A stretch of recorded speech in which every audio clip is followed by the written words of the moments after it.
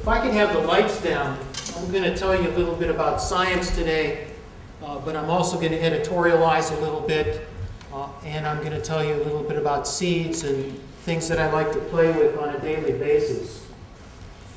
A lot of you have been reading in the newspapers these days a lot of different things about food and food crises. All you have to do is open any newspaper, any website, and you'll start reading these kinds of headlines. You know, global need for grain that farmers can't fill, high rice costs creating fears of Asia unrest, etc., etc., etc. We've lived in a society that's been basically extremely rich. Here in the United States, we haven't really had to worry about food or food shortages for over a century or more. We've been blessed by a bountiful supply of food, good fields, good farmland. But that's not really the reality of what's going on around the world. And so, as I like to say many times, those of us who are working in agriculture and plant biology, we have an enormous challenge ahead of us. It may be very daunting to some of you to know that 40,000 people die every single solitary day due to malnutrition and hunger, and most of those are children. Now, clearly there's a lot of complex factors for this that have little to do with the food supply. But it's a tremendous challenge because as the population of the world increases, and is projected to be 9 billion, and you can see what it is as of today on the World Population Clock, it's projected to be 9 billion in the year 2050. Over the next 35 to 40 years, we're going to have to make and produce more food than in the entire history of mankind. I'm going to say that once again. In the next 50 years, we're going to have to produce more food than we've produced over the last 10,000 years of human evolution and civilization.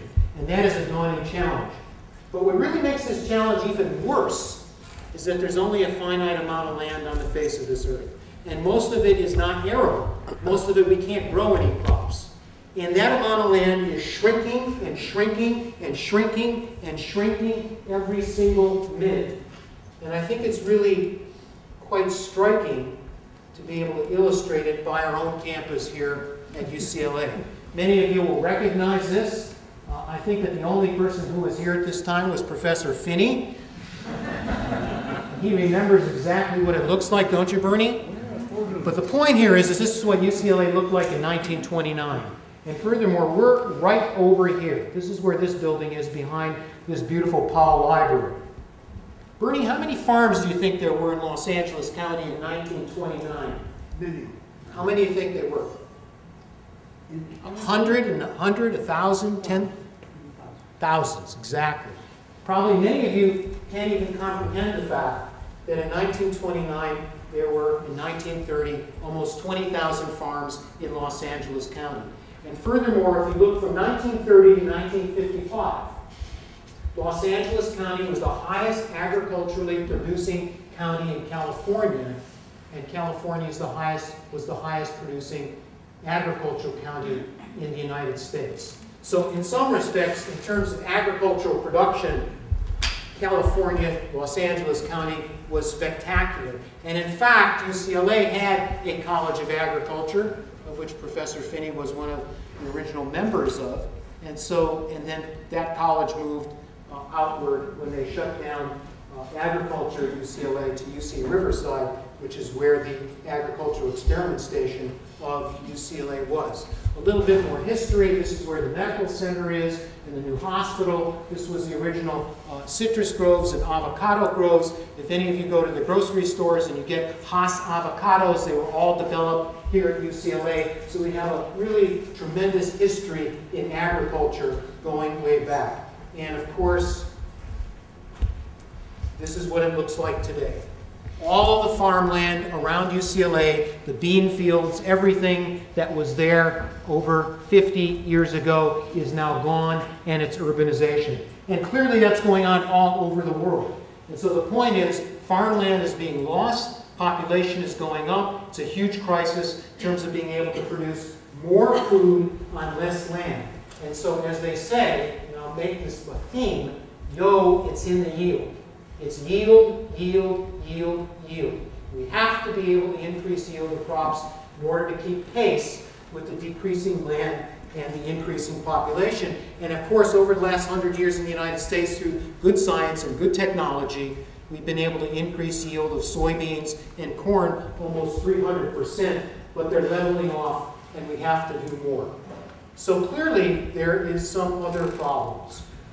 And the other problems are illustrated. America is addicted to oil, which is often imported from unstable parts of the world.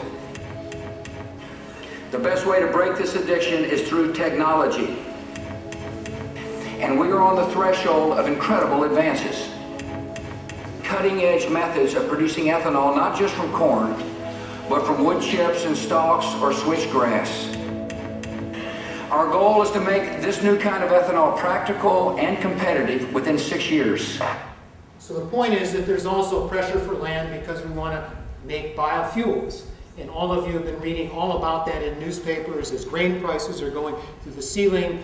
Land is being converted from the production of, let's say, corn for food to corn for ethanol, and that produces even more pressure on having to have fewer and fewer acres of land in order to grow a bountiful food supply. And so the question then is, why seeds? Why would anyone think of working with all of these things called seeds, which all of you know who don't work with plants, that these are used to disperse plant embryos. They're used to protect the plant embryo, and they are very highly evolved to really survive a tremendous amount of harsh conditions. And you can see that the structure of these seeds is highly varied. And so, for example, here's seeds that are transmitted by animals so that they're dispersed in different geographical locations. Here's seeds that are dispersed by wind, and you can see their wings. And here's seeds that are actually dispersed even by water because they're from water plants and they float on the water. So what does this have to do with food or anything else? Well, you can see in this slide that there are many different uses of seeds for food. Perhaps the biggest seed that you could ever imagine, as you can see in here, you can take this home and crack it open, is a coconut. Another one is a wheat, or seeds you can make bread. Here you can have some sandwiches. And then we have peanuts, which you can get from you know, the baseball, at the baseball or anywhere else. And here you can have a package of peanuts on me. It's actually on my lab. And we have corn, and surprisingly, you know, mustard and a variety of other things.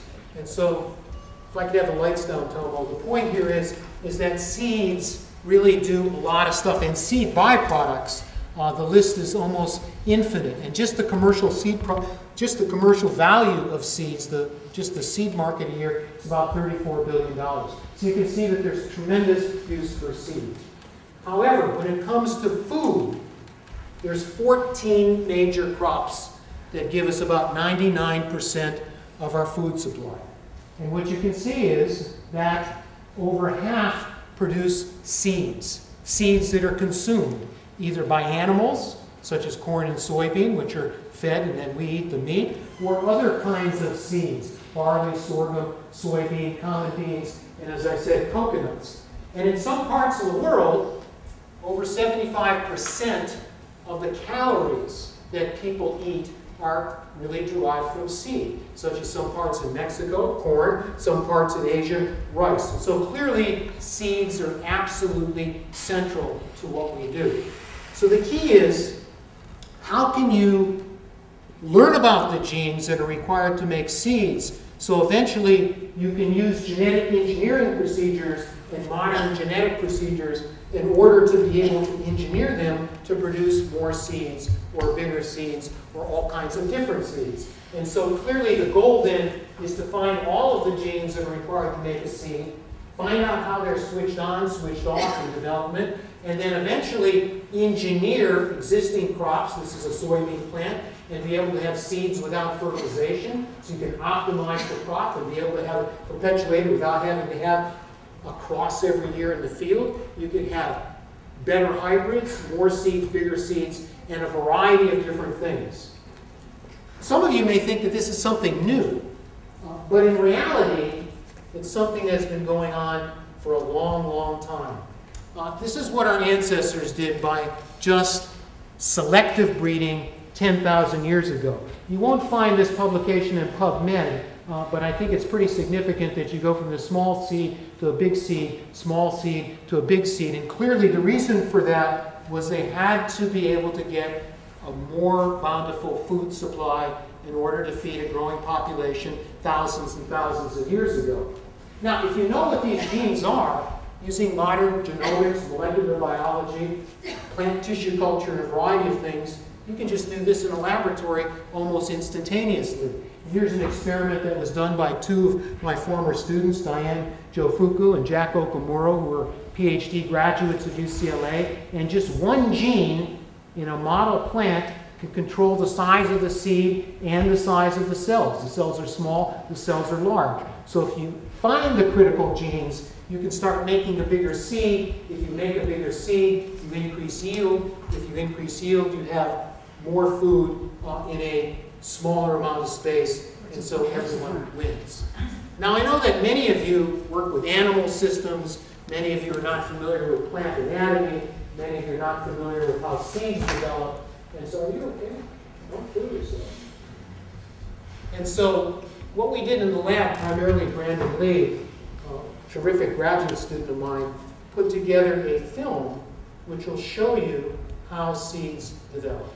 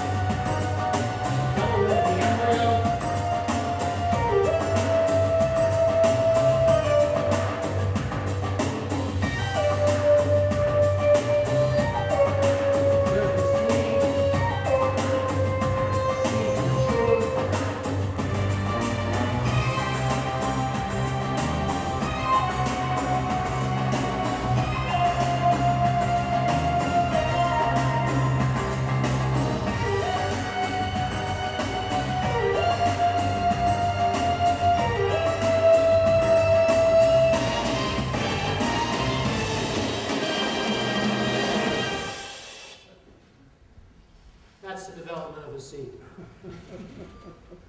But I knew that would get your attention, even more than good. The question then becomes, what are the genes that are required to make a seed?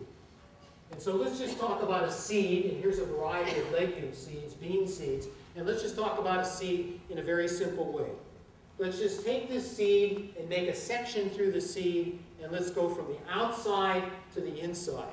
And from a conceptual point of view, there's really only three parts to a seed. First part is the outer shell, which is for protection. And some seeds, like the lotus seeds, can survive for 10,000s of years. And primarily, one of the reasons for that is this outer seed coat, which develops after fertilization. The inside is a thing called the endosperm. And this is sort of like an egg yolk. And it nourishes the growing embryo inside the seed. And remember, the seed is the capsule which is responsible for carrying out the development of the embryo, allowing it to survive, and taking it into the next generation so it can become the new seed. And so we have the seed coat for protection, the endosperm for nourishment of this embryo right over here. And this embryo, which is very young, this is right after fertilization, will go on to become the entire plant. I'm not going to talk very much about embryo morphology, except to say that there's two parts to the embryo.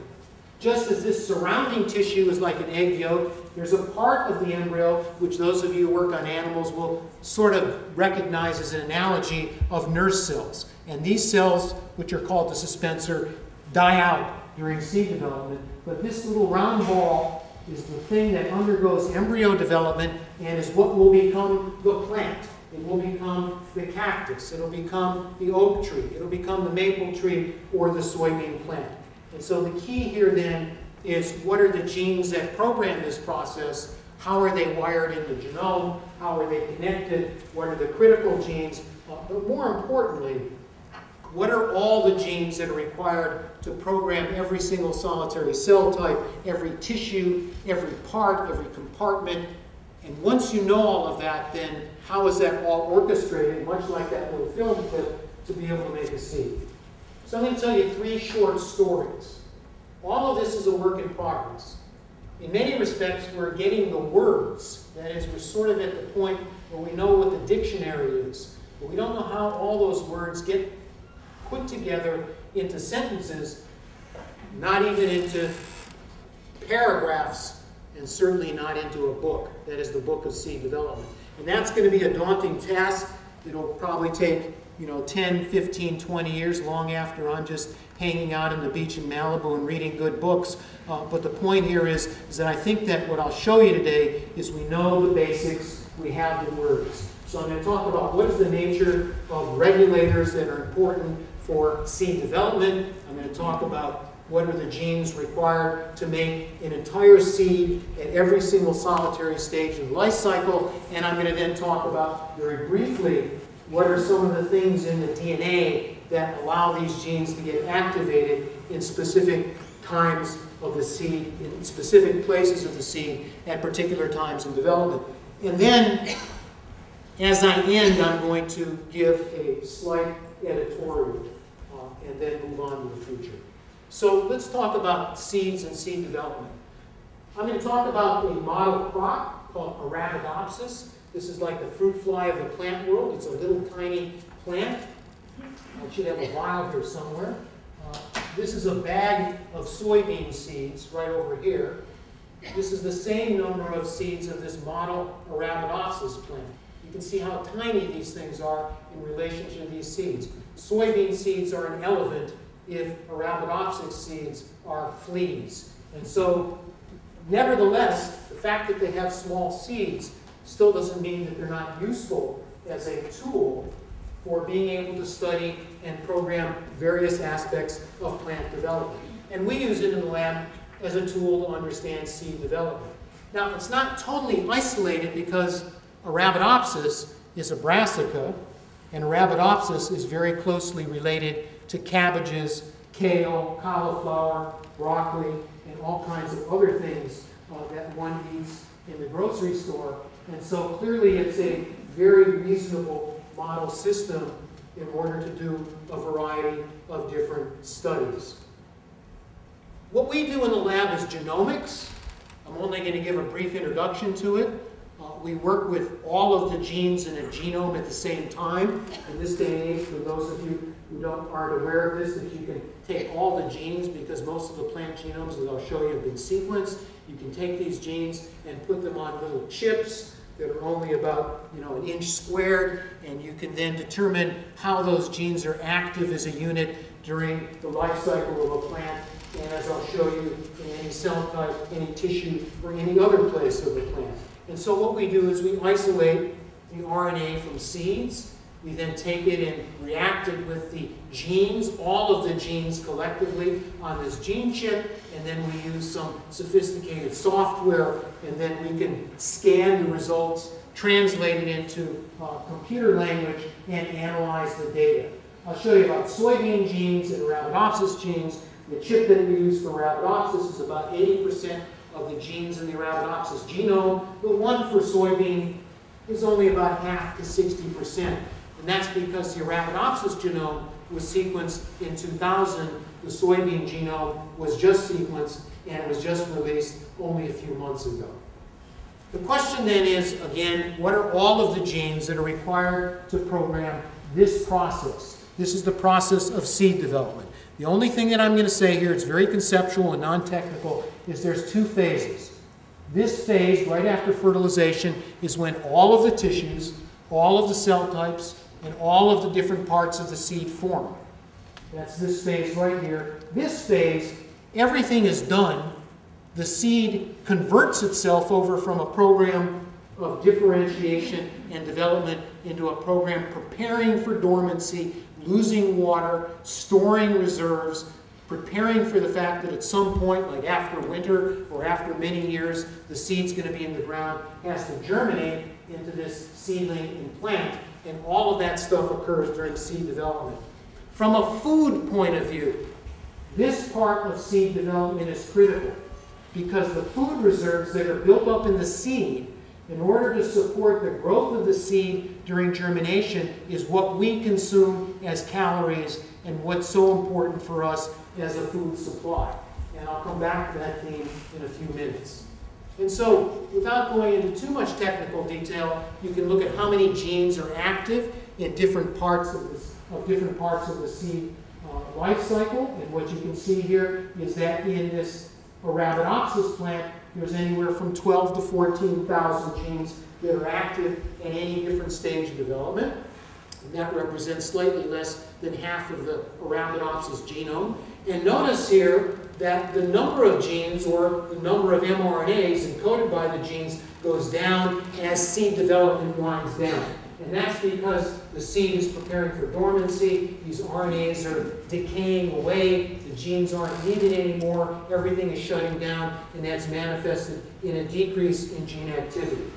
Now, there's one surprising thing, at least it was surprising to me, that we found. And that is that each stage has a unique set of genes that are specific, at least at the level of this resolution, at each stage. And furthermore, associated with that is a unique set of regulators called transcription factors. Now, why was this surprising? I had a prejudice that there'd be a lot more of them. These are clearly minimal numbers, but it's not a very large number of genes. So each stage of the development of the seed has a unique set of genes that are active at that stage and a unique set of regulators. And clearly what these regulators do is the Holy Grail, because these transcription factors are what is driving the different processes of the seed at different stages of development. But clearly, one of the most surprising things to us was that most of the genes that are active in a seed are shared by all the different developmental stages. That is, the messenger RNAs that are found right after fertilization are also the messenger RNAs that are found at the end of seed development. And so therefore, there's a lot of sharing of biological information during all of the changes that are going on during the development of the seed. However, that's not to say that they're not regulated. They clearly are. So if you do some sophisticated clustering in the computer, and I'm not going to tell you what these are, red means high, green means low, what you can see is at every stage of the development of the seed, there's messenger RNAs that are shared by other stages, but are elevated significantly in level at that particular stage, and then decrease in their abundance, so to speak, at other stages. So clearly there's signature genes that are either unique for a particular stage of seed development or are upregulated at particular stages of seed development. And clearly, many of those involve important regulators of other genes, and we'd like to know what they do in the context of the life cycle of the plant, particularly with respect to the seed. Now, the critical question for us was, are there genes that are active only in seeds, particularly regulators? Are there regulators that are only active in a seed and are not active in a leaf, in a root, or a flower, or a stem, and therefore might play absolutely essential roles to the development of the seed, roles that would be different from genes that are active at other stages of the plant's life cycle? And so the summary of a lot of experiments, actually years of experiments, is in this one slide. And what we did was we compared all the genes that were active in the flower part to all the genes that are active in the roots and stems and leaves of the plant, and compared that to what the genes are that are active in seed development. And it is a very, very, very large list of transcription factors in almost every class that you can find in the chromosomes of plants, in this case the Arabidopsis plant, and clearly there's a large number of them. And we'd like to know what all of these things do and what processes they control in the context of seed development. And as I said, that's clearly the Holy Grail. And furthermore, we know that these genes are seed-specific because of a lot of other experiments I don't have time to go into. But clearly, many people have done these kinds of transcriptional profiling or microarray experiments in plants, and there's over 2,500 data sets that are available online, including our own. And if you look in those data sets for these seed-specific genes that we've discovered, you in fact can't find them anywhere else that is active above background, but clearly they're active in the seed. So clearly there's a very interesting and important set of gene-specific, of seed-specific genes. Now, one thing that's very interesting about these genes is that many of them have been found by classical genetics. That is, many of them have been found by individuals that have mutated genes and looked for their effect on seed development. And in fact, a couple of them have been uncovered in our laboratory in collaboration with John Harada at UC Davis, and these are called the LEC genes. And these are transcriptional regulators, they're transcription factors, and when these genes are mutated, they actually disrupt seed development in a very dramatic way. And what you can see here is in this cartoon, when you disrupt this leafy cotyledon transcription factor, what you get is a lethal. The development of the seed and the embryo in particular is disrupted. There's a lot of different developmental changes. And so we think that we're on the right track because our transcriptional profiling experiments have uncovered genes, some of which have been uncovered by geneticists that have been shown to have very dramatic effects on seed development. So we think that the collection of genes that we've gotten, that is these seed-specific transcriptional regulators, we think are extremely important. And clearly we need to know what they do. And we don't know them yet, except for LEC1. And if you take LEC1, and if you engineer it, that is, if you use genetic engineering, this is a seed-specific gene. It's not expressed anywhere else in the life cycle of the plant. But if you use some sophisticated genetic engineering procedures and engineer it so that it's active in a leaf, what this one gene and one protein is able to do is make embryos on leaves. And so you can see here's a leaf, here are embryos, here's a leaf, here's embryos. And so clearly this one gene is able to be activated and plays a very important role in being able to take a cell type, a leaf which never becomes a seed, and turn it into tissues which become embryos, and those embryos actually express embryo-specific markers. So clearly it's a very important gene, a very important part of the seed developmental program. The question becomes really is where are these seed-specific genes active in the seed? As I said, the seed is a conglomeration of a variety of different tissues. We have the seed coat, the endosperm, we have the embryo, we have a variety of different parts of the seed. Where are these transcriptional regulators active? And we need to know that because that will affect how we can study what processes they control.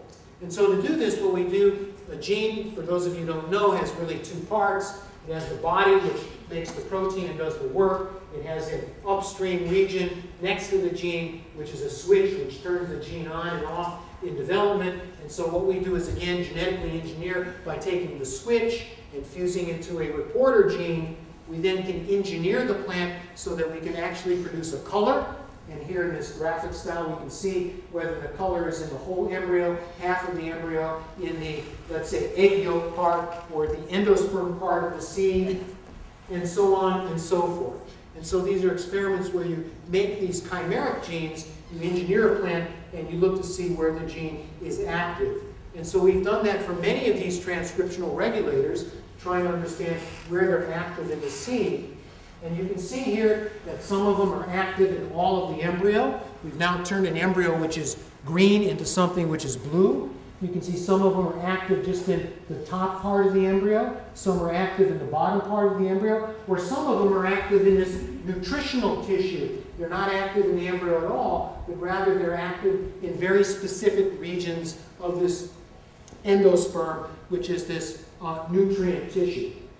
And furthermore, many of them are active, as you can see with these little blue dots. in this nutrient tissue. We don't know what this tissue is doing. We think it's serving as an important food source for this little bit yellower embryo, which is right here. But clearly there's specific regulators that are seed-specific that are active in this part of the seed. And furthermore, you can see all of these transcription factors are active in only one part of the seed. And furthermore, we think that they may be connected like a circuit, in this case a regulatory circuit, and may be doing some very important things, at least in this part of the seed. And that's something which hopefully will be ongoing and is extremely important, but clearly we need to do a lot of work on that and don't have any answers as to what the tissue is doing, what these genes are doing, but hopefully we'll find out within the next few years, not months, but few years.